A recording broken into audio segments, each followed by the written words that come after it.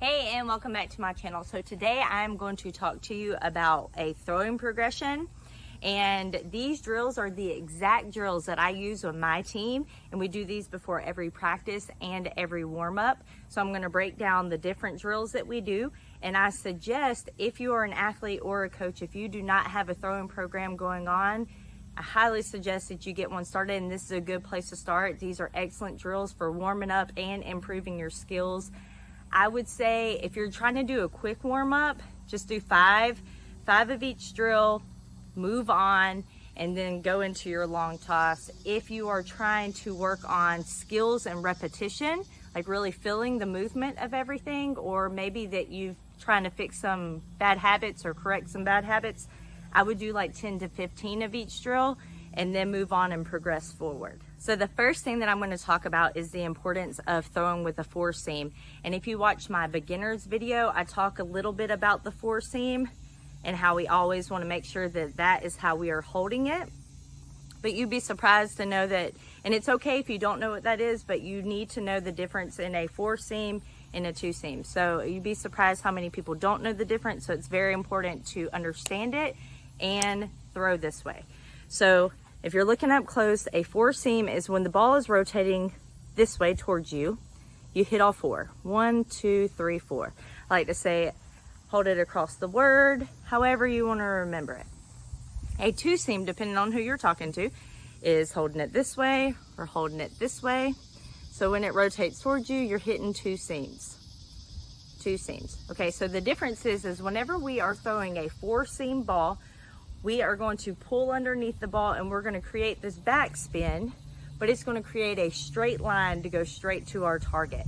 When we throw two seam, it creates this wobbly rotation and you're more than likely going to throw off target or miss out to the side. So you're just going to have a lot more consistency if you really focus on making sure that that ball is spinning four seam when we throw. So let's get into how to hold that.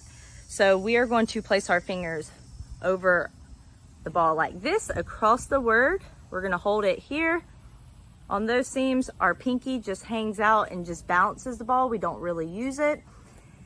And this thumb goes on the seam right here. So you are going to take this seam and pull backwards to get underneath that ball and create that spin. So the very first drill we're going to do is spins so that you can get a feel for what that feels like. I always have my athletes start from their knee. So their throwing knee is down, glove knee is up, facing their target. So we're going to put their glove here, arm on top, just like this, create this bend in their wrist, and work on spinning. We're working on going through our fingers and not an arm. So what that looks like is we're here, just like this, and we are going to work on spinning the ball. So if they spin it correctly, it will create an arch. There will be a little bit of an arch because the focus is on spinning it, not on slinging it through their arms. So not this. We don't want that. The focus is spin.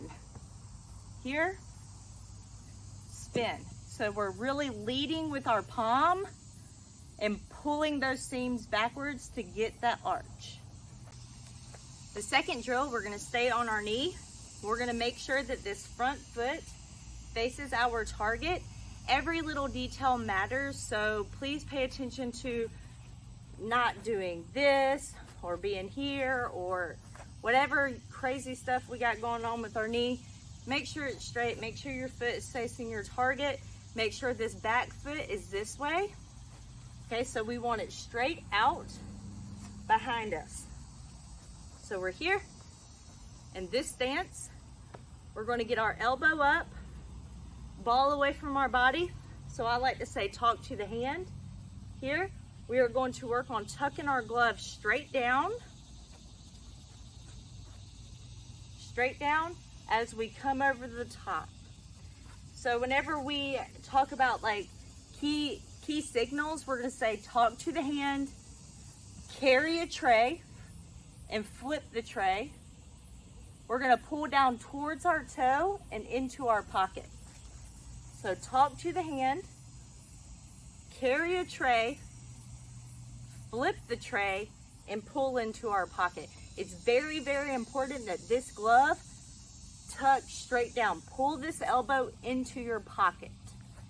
Okay, so we're gonna go here, talk to the hand, we're gonna tuck and come right over the top and finish here. Okay, now we're gonna stand up in the same drill you were just doing from your knee. Now you're gonna do it standing. Very, very important that this ball foot side, that foot gets open.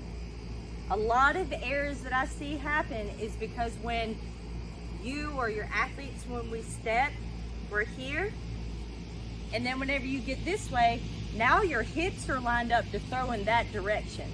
So that creates a lot of sidearm and wild throws. So it's very important we get this open, and then from here we step pointing this toe at our target. Okay, so from here we'll be in a talk to the hand, get our glove up, elbow pointing towards our target. I like to talk about pressing your shoulder blades together.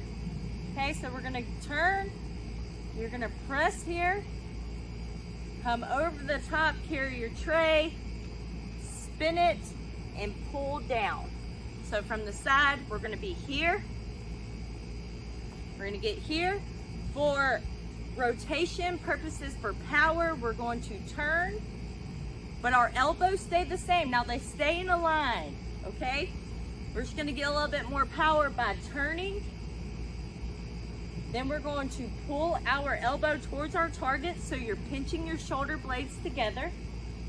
Pinch, carry your tray, flip it. Now we're gonna practice as if we catch the ball and we turn into our throw. So we catch out in front, so I want our ball out in front. We're here, open this foot, open, drop down into your step, and now we're right back in that other position ready to throw. And do everything the same turn and pull, okay? So we start here, we walk it in. We're here, just like we catch. You can even do this if you'd like. Here, open that foot up. Drop it down. Here, back in this position, we're gonna push our shoulder blades together and tuck. Now, I like to have my girls do that until they get into a long toss where they're throwing it and it's one hop in the ground. And once we one hop our teammate or whoever we're throwing to, then I like to get my girls into a scoop and shoot situation, so we're using our legs so they learn how to crow hop as they're doing it. So we start down here, and what I really like to focus on when we do scoop and shoots and we're down here like we catch is I want to practice on bringing the ball to my hand and separating at my chest. So do not grab the ball out of your glove, because again, you go wide and we'll start doing a lot of sidearm. So you're gonna go here, down, make sure you're bending through your legs.